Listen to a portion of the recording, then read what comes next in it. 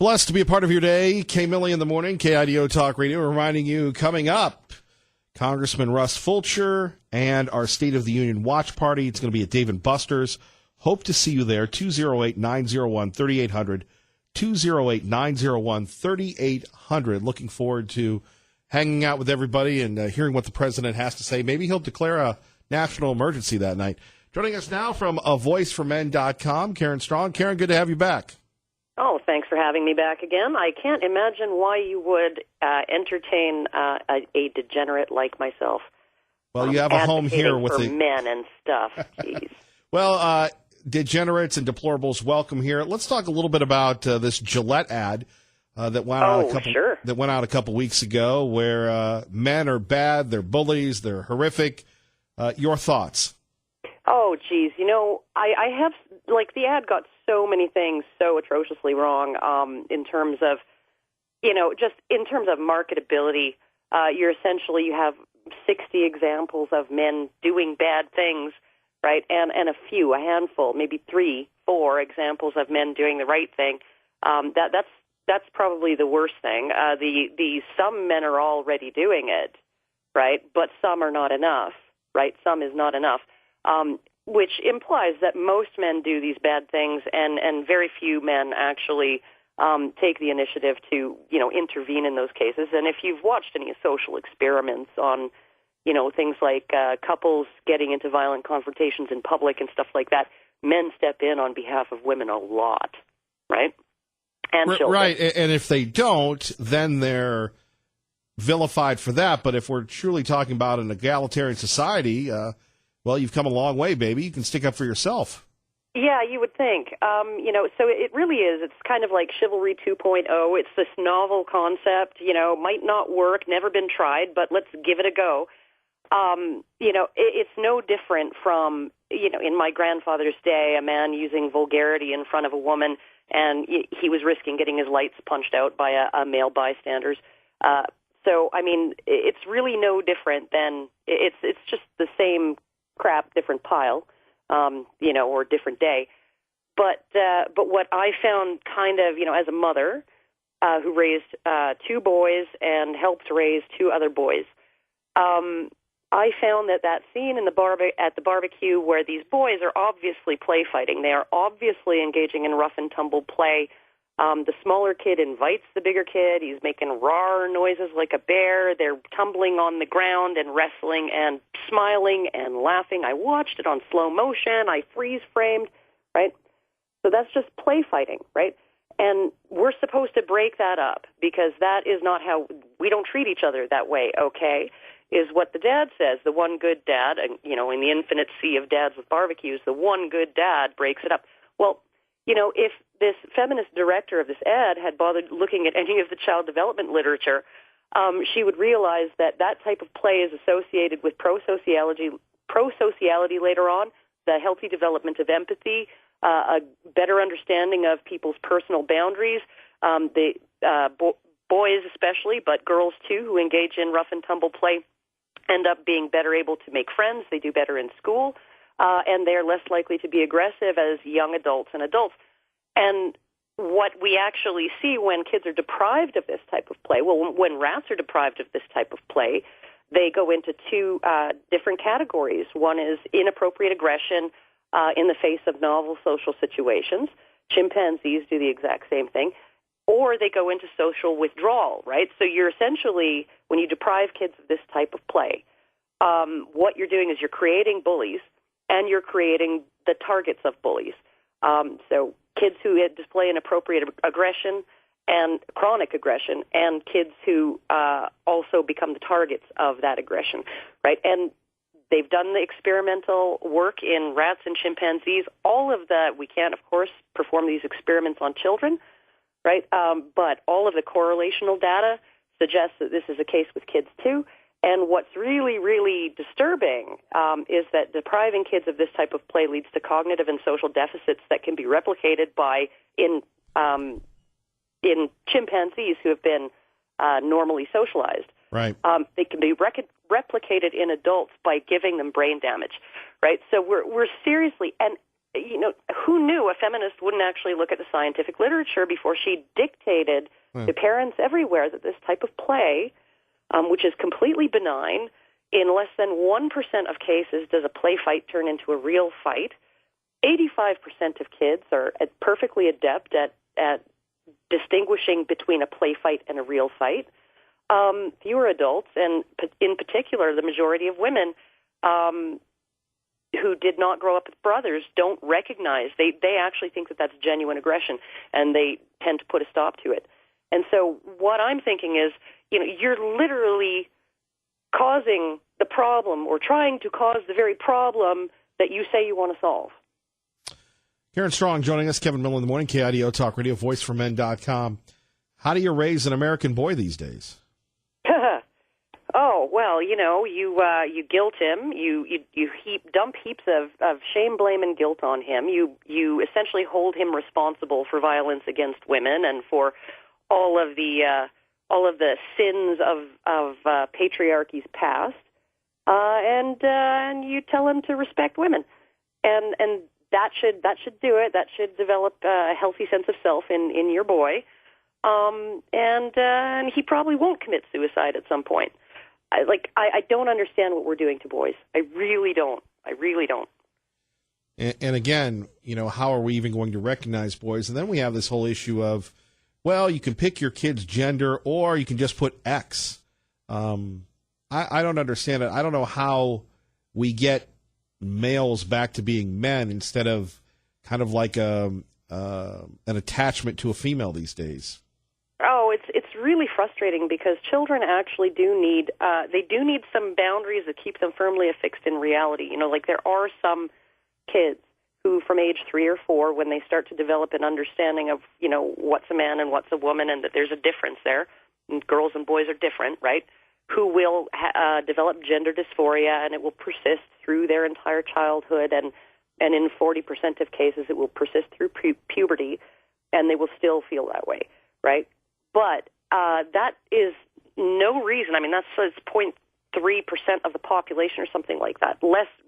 Significantly less than 1% of the population actually has this issue, and fewer than that continue to have this issue after going through puberty, right? So we're looking at completely untethering the idea of gender identity from biological sex, and essentially treating them as two completely unrelated, uncorrelated things, when it's one of the strongest correlations in nature. You don't get much a greater correlation than 99.7% in anything. So we're turning this upside down, and what I think it does is it untethers kids from reality when they are developing their sense of self, right? So you've essentially set kids adrift when you don't actually have when anything can be the truth, right? And anything goes. These kids don't. Of course, they're going to be confused, right? Of course, they're going to develop confusion because you have essentially told them that there are no parameters to their reality and to their identity. And so I think we're going the exact wrong way in terms of dealing with issues of gender, sexuality, and those kinds of things. Bringing that up in early childhood education and having programs in elementary schools where you talk about how a boy can be a girl and a girl can be a boy and stuff like that. I mean, whatever happened with just being a tomboy or just being a bookish young lad who wasn't into playing cops and robbers? Sure. voiceformen.com. Karen, we always appreciate you. Thank you. Thank you so much. Pro-Life joins us now with Kevin Miller, 107.5 FM, 580 AM, KIDO Talk Radio. Good morning.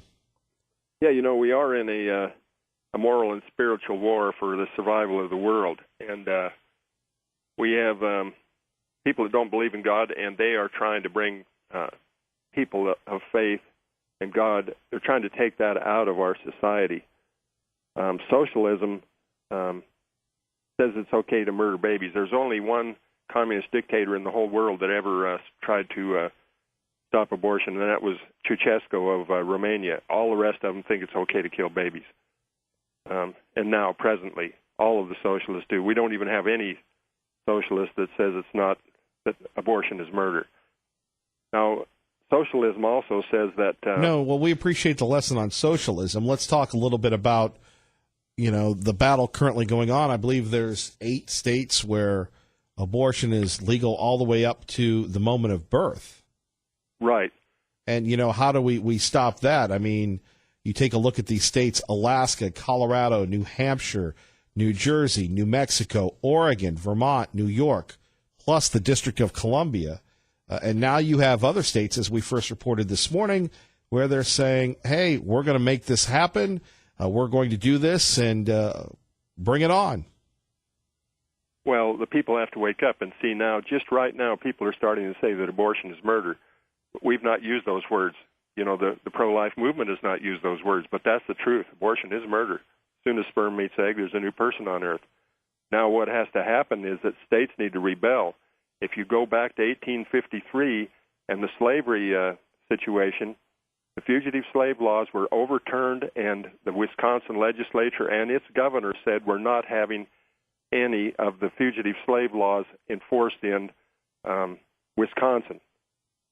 So that's what needs to happen. A state needs to say, we're not going to have abortion in Idaho. A governor could do that. But it'd be better if the legislature participated. Well, we'll have to see how that plays out. Right. I don't think we have enough courage yet, but culturally, if we talk about abortion being murder, and, then people wonder, the child wonders, hey, are these people, is abortion really murder or not? That's what you have to decide. Fair enough, pro-life. Thank you for the call. KIDO Talk Radio time 8:17. Tucker Carlson went toe-to-toe with a young lady on his show. And remember, when you hear Fox News on the radio, you're listening to KIDO Talk Radio. Let's take a listen. Look, Tucker, I understand that you want to go back to a time where Roe v. Wade was illegal, where women were having back alley abortions, and they were using coat hangers to have abortions, which is actually what's barbaric. I'm giving you time to make a real argument. I'm not arguing for the repeal of Roe v. Wade. I'm a very straightforward person. That is what you're essentially saying. Actually, no, that's not what I'm arguing. And please don't be tiresome. The governor of Virginia, who's a rising star in the Democratic Party, just said this. There's pending legislation that mirrors it, and I'm asking you what you think of it. That's it. I'm not here to debate Roe v. Wade. I think that right now, reproductive health care is under attack by the Republican Party. 72% of Americans support the right to choose, and yet we have Trump and we have sexual predator Kavanaugh trying to repeal Roe v. Wade and trying to take away our control over our own bodies. This isn't about babies. This isn't about health care. This is about... See, this is why you can't have a discussion with the devious little libs. Judge Kavanaugh is still under attack. Those allegations were false. He was slandered. He was maligned. And this young lady owes him an apology. To sit there and call him a sexual predator, what's the proof? What's the proof? And you've had people being prosecuted for lying to Congress, maligning Judge Kavanaugh, who probably can't even go back to coaching little girls basketball because of it. That's what they do. And the idea that their system that they set up is about ready to come down, they're going crazy. And yes, they should have a right to go to the legislature and use the process, but we should have the right to say enough. Enough of this. Now, again, abortion is not a good thing. And to talk about it at 580-5436, 580-KIDO is very different from the happy talk you get everywhere else. But this is more than a talk show. This is the battle for ideas. And coming up next, we'll hear the rest of Tucker going toe-to-toe with Monica Klein, who says that abortion is under attack. I think it's the other way around. We know it's the other way around, and we'll take your phone calls at 580-5436, 580-KIDO. Congressman Fulcher will join us at 8:30. You're listening to Kevin Miller on 107.5 FM, 580 AM, KIDO Talk Radio. You attempting to control women's bodies. Okay, please don't be a robot. Monica, you're smarter than that. This is the governor of Virginia just saying this. I just want to know what you think of it. Is that okay? Does that bother you? It's a sincere question. This just happened. Okay, it bothers me that you are attempting to control women's bodies. That's what you're doing. You are. The Republican Party right now is working overtime to repeal Roe v. Wade and to take away choice in every single state. I wonder if you think you're convincing anybody, or if your unwillingness to address what just happened today on tape that we just played is a sign that you can't defend this. And if you can't defend it, I wonder why that is. Have you paused to ask yourself, as an American, as a person, what do I, as a woman, what do I think of that? As a woman, what do I think of it? Have you asked yourself why you spend so much time talking about this rather than thinking about why your party is trying to repeal Roe v. Wade and control women's bodies? Right now, there are 7 states where there's only 1 abortion clinic, okay? There are 4 states with trigger bans where we would, if Roe v. Wade is repealed, women cannot get reproductive health care. This is about a woman's right to choose, and you, as a man, should not have a single say in that. Wow. Do you think that you're making a case that most people agree with, that it's okay to abort a child in the 3rd trimester Tucker, for you no... can keep trying to put words in my mouth and keep trying to say that the Democratic Party is hurting children. But your party is the one that is tearing families apart at the border and allowing children to die in federal custody. So whose party is actually harming children? Wow. Let me just ask you one quick question. I mean, this is obviously a pointless conversation. And I think less of you after, I have to say. I already think less of you, so don't. It's an honest question. Have you thought about it? Do you have a real answer to what the governor of Virginia said, or are you going to throw yet another talking point at me? I mean, have you actually thought about it?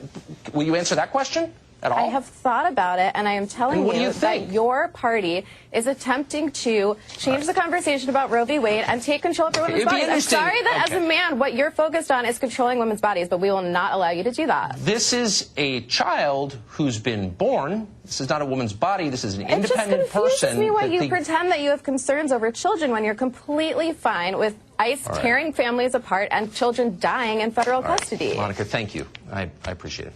There we have it. Tucker Carlson trying to have a logical, reasonable conversation. Corey in Fruitland with Kevin Miller, KIDO Talk Radio. Good morning, Corey. Good morning, Kevin. Good to hear you this morning. I talked to you a few days back. I went by Mr. T. I threw you off on that one a little bit. I just wanted to tell everybody about the Bible. Go to 2 Timothy chapter 3, verses 1 through 7. And about 1900 years ago, plus or minus, Paul described to everybody what the end times were going to be like. It's in detail. Everybody, just pray the Lord takes care of us. Kevin, you keep up the good work. Thank you, Corey. God bless. Traffic and weather together, KIDO Talk Radio. Larry Gabbard. Thank you, Larry. Getting back to our top story, the Democrats in the House are saying the rich people should be taxed at 90%. Where's the incentive now? They want to pay for the new Green Deal. Now, for all those people that are well off, for all those people that have money and have given money to the Democrats, I hope you're happy that your return on investment is so much. How in the world can you justify taxing someone at 90%? By the way, you can always email me, Kevin at KIDOTalkRadio.com, on Twitter at Kevin Miller Show. But think about this, and these are real life people, and people are saying, well, it's the most diverse Congress ever. You have a lot of people, with all due respect, that have very limited life experience. This is Congresswoman Omar representing Minnesota's 5th Congressional District. Is that we could increase the taxes that people are paying who are the extremely wealthy in our community. So 70%, 80%, we've had it as high as 90%. The other thing that we can do is we can tax corporations or have them level out the gap that exists with their workers. This is not America. This is not capitalism. This is not having the initiative, the incentive to build a business. Whether you live in Idaho or you're listening anywhere across the country on the KIDO Talk Radio app, which we have several folks that listen to the show, particularly nationally, this is not America. And I don't know what's going on in Minnesota. I don't really care. But the idea that you have an elected member of Congress saying that it's time that we're going to level the playing field, that is not government's role. That is not government's role to sit there and pick the winners and losers. We had that under former President Obama. But obviously this young lady, she's very young, does not have a lot of life experience. Then you have Alexandria Ocasio-Cortez making headlines by saying the top marginal rate should be 70%. This young lady goes even further, 90%. We might as well just become the old Soviet Union. Those of you that remember the old Soviet Union. Now, Idaho may not be perfect, and we're still waiting for the repeal of the grocery tax. But my goodness gracious, what type of world are we living when the federal government is advocating openly that we should sit back and tax people at 90%? There is no initiative, no incentive to work. Ha! Boy, how about that for a Friday? At least we're not breaking this on Monday. Kevin Miller, KIDO Talk Radio. Good morning, Kevin. We are so happy to have our great friend, Congressman Fulcher, joining us live in studio.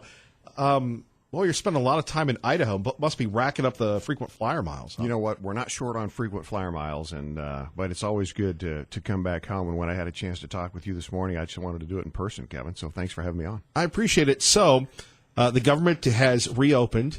You've got your committee hearings. We saw a post on Facebook. We copied that, and we posted it on Kevin Miller's show. So what's it like to get the government rolling, to get your staff rolling, to meet all these people and actually do some work? Again, private sector, Idaho legislature, and now federal government.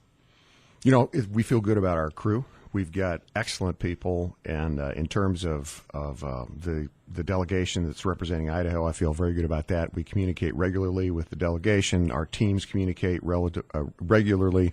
We've got systems in place where we can interact with our constituents on a regular basis, communicate, get feedback from them, push information back out to the best of our ability, and that's a big part of the job.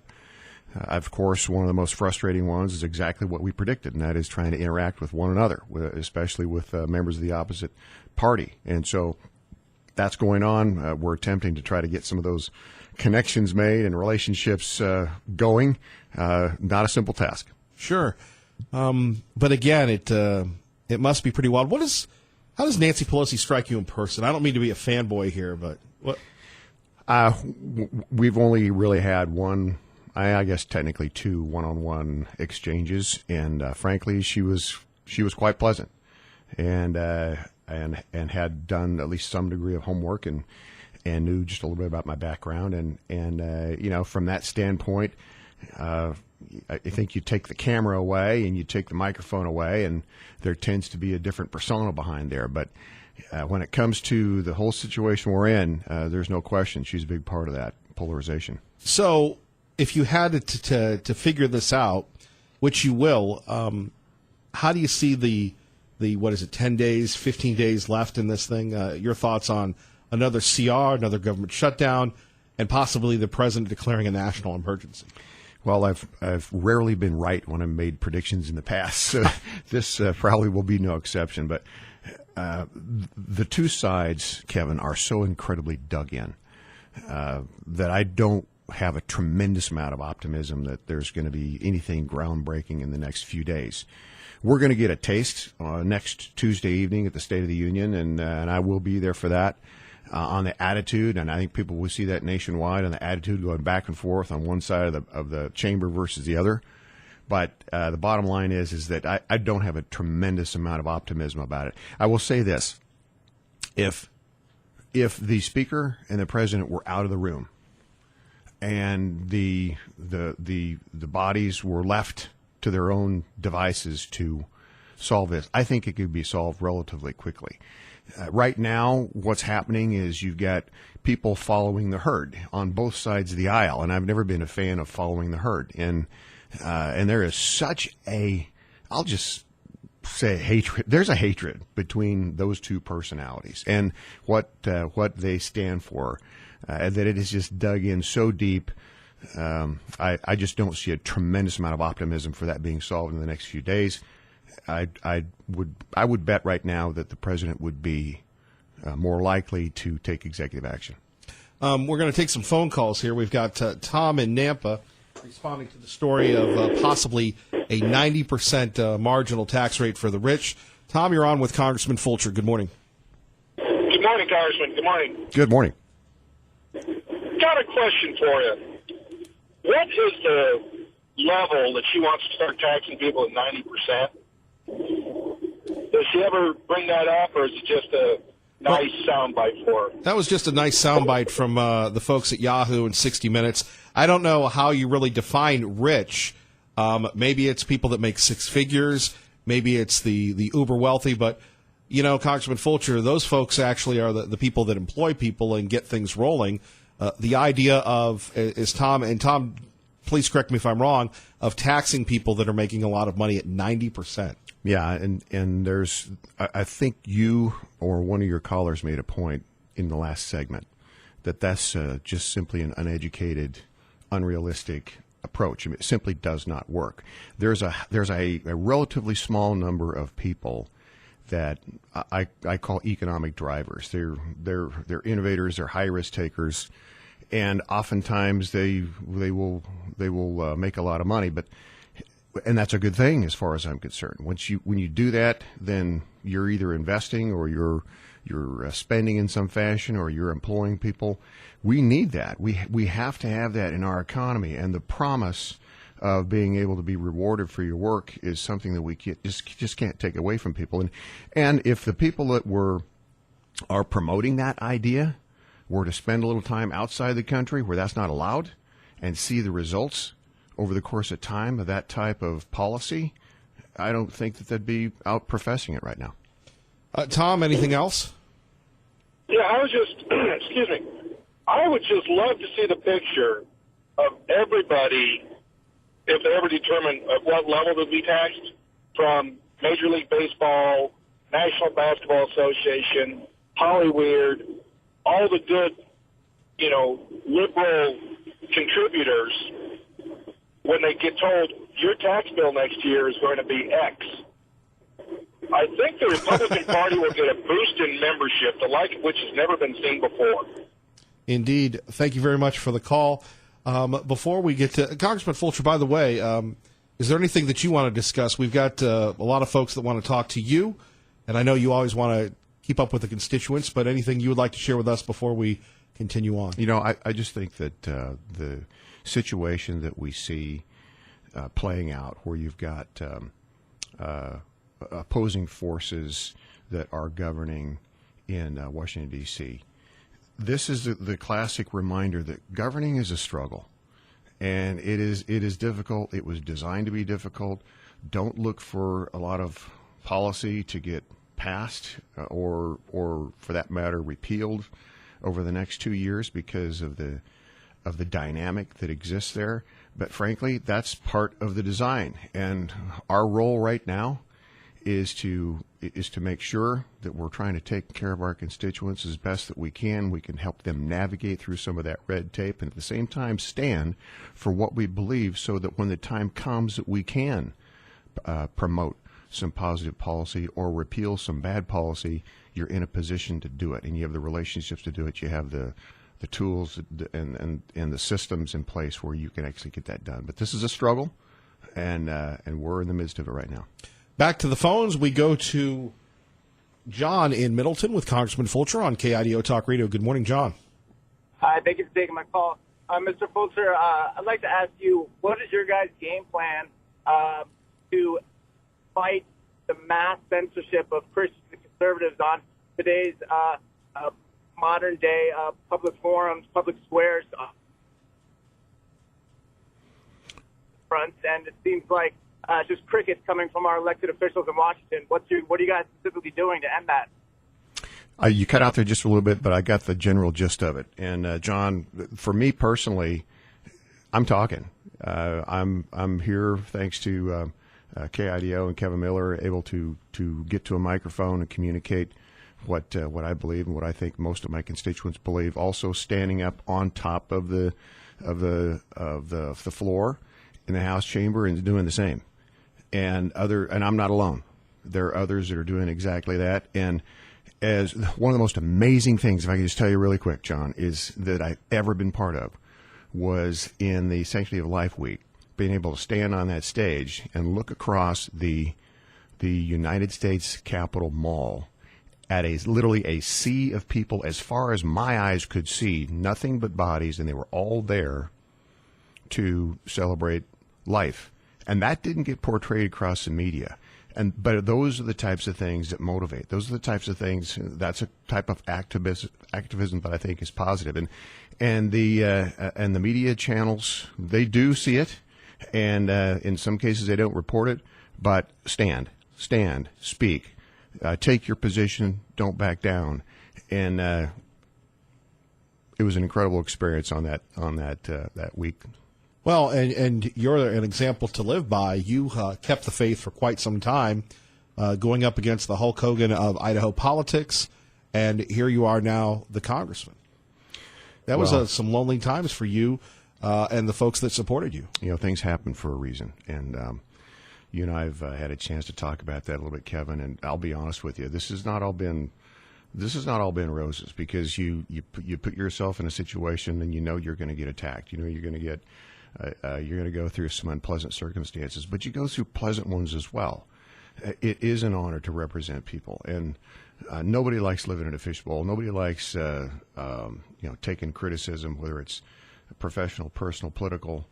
That winds up being an unfortunate part of the deal. But the bottom line is that we have been blessed with a system where we can do it. We've been blessed in a system where people who've gone before us have literally laid their lives down so that we can be in a society where we've got the ability to trade somewhat freely and speak somewhat freely and worship somewhat freely. And if someone doesn't carry that on, then that goes away. And so just for anyone within your listening audience that is considered taking a more active role, I just want to encourage you. There are tremendous positives to doing this, and if we don't, that void will be filled by people who don't believe the same way. Congressman Fulcher is joining us here now. Let's talk a little bit about your committees for people that want to know what committees that you've received and how is that going. Yeah, so actually pretty well. The number one committee that I was seeking was the Resource Committee, and that's because so much of Idaho is dependent on public land, federally owned land, and that was a big get. That was a big get. I was the only new person that was granted a seat on that committee. So that was number one. Number two was education and labor, and that is that's actually a continuation of the state committee in the Idaho Senate that I had for the entire time that I was there. And it's interesting because I personally don't think there really should be a role for the federal government in education. And now I'm on the Federal Education Committee. Right. And I told the ranking member of my party, when it's Virginia Fox, she asked, so what are your objectives for being on this committee? I said, well, ultimately it would be to work myself out of a job and get rid of it. Right. So, but nevertheless, there's a lot of important stuff that comes there. And, once again, this is a struggle. It was designed to be a struggle, and we're in the midst of it. Let's go back to the phones. Our old friend, it wouldn't be the Kevin Miller Show without him, the publisher of the Gem State Patriot, the ever pugnacious yet sweet prince of the Treasure Valley. Pardon me, Tea Party Bob. I almost got through that. Good morning, sir. What am I going to do with an introduction like that? I just don't know what to do with it. Congressman Fulcher, it's a pleasure to talk to you again. It's nice to see that you're doing well out there in Washington with all the turmoil that's going on. A couple of questions. The first one is, where do you see us going with the emergency powers of the president to build a wall? Because I think he's going to do it, but what are you hearing out there? Well, we actually discussed that in the GOP conference. And by the way, good to talk to you, Bob. Thank you. At the federal level, what we used to call caucus here is now conference. So that's basically when the Republicans in the House side get together, they call it a conference meeting. We talked about that, and I think the overriding feeling is a preference that the president does not do it. That it is a proper right of Congress. At the same time, understanding where he's at and the obstacles in front of him, that he likely will. And I think the conference is split on those who would support that and those who wouldn't. Given the dynamic as I see it and the legality as I see it, I think the president has a right to do that. I think he has a right to call an emergency. And the other part about this, Bob, if I can just tell you, is I've probably been briefed as well as anyone and seen as much as anyone that hasn't physically been at the border, and I've been invited to do that. I will do that. But this really is a crisis. If anybody doesn't believe that, then you do need to look into it a little bit deeper.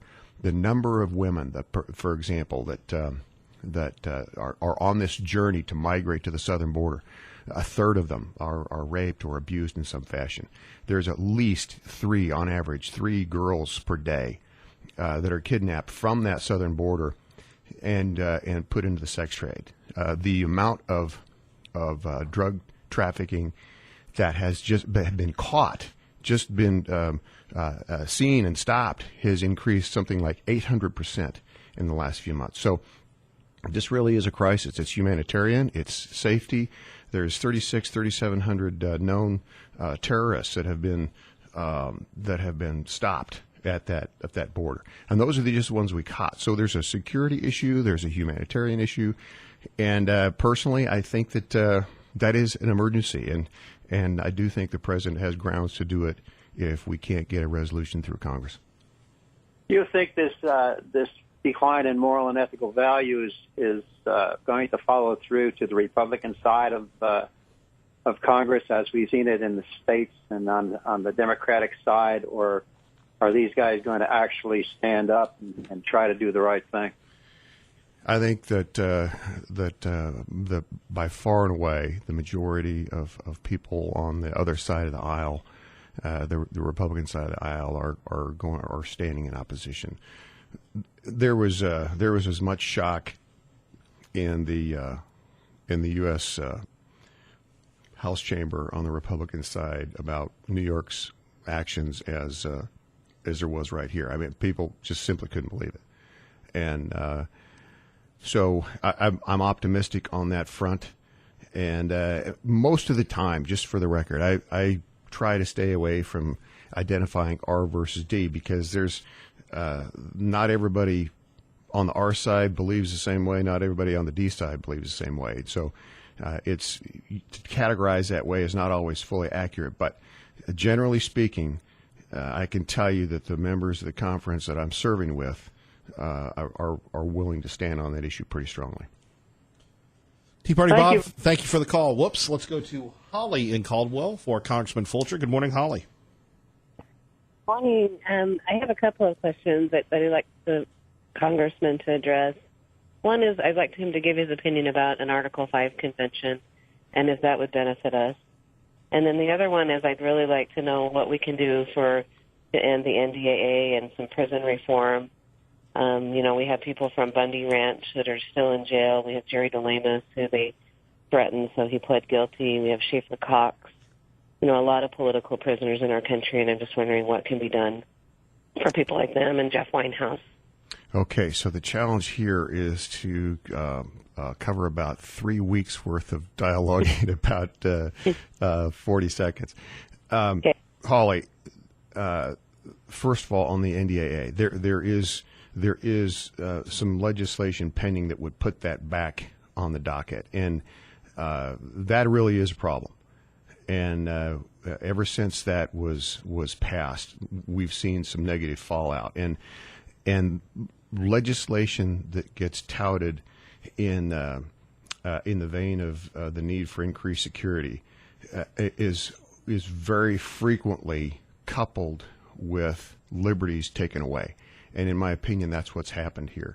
And so there is incremental legislation that is on the docket to try to back some of that off. I do not anticipate in this session that's going to pass because of the leadership on the House side. Probably won't give it a hearing, but that effort is underway, and I think eventually is at least going to get heard.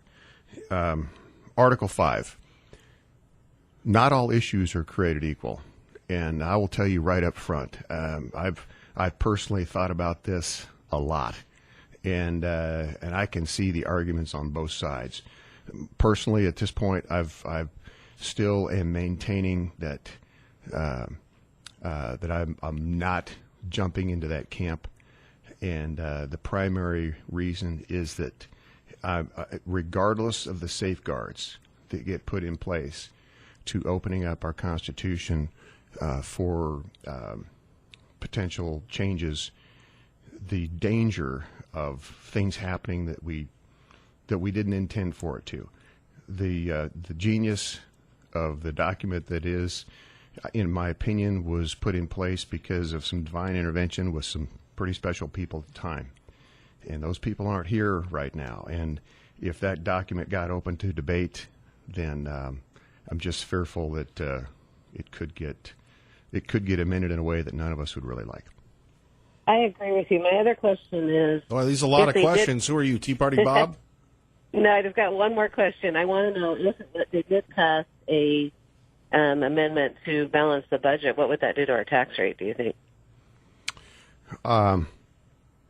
Well, depending on how the tax policy was addressed, I think that could be a positive thing. There's some concerns. One of the concerns that I've got about a mandate on that is the area of military spending, and we're in a situation where personally I don't think we can back off of that, given our situation in the world. But I do support a balanced budget amendment.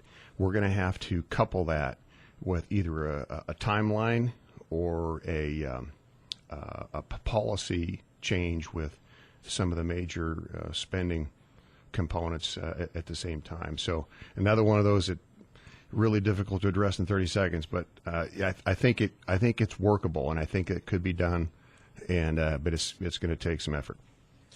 Thank you. Anything else, Holly?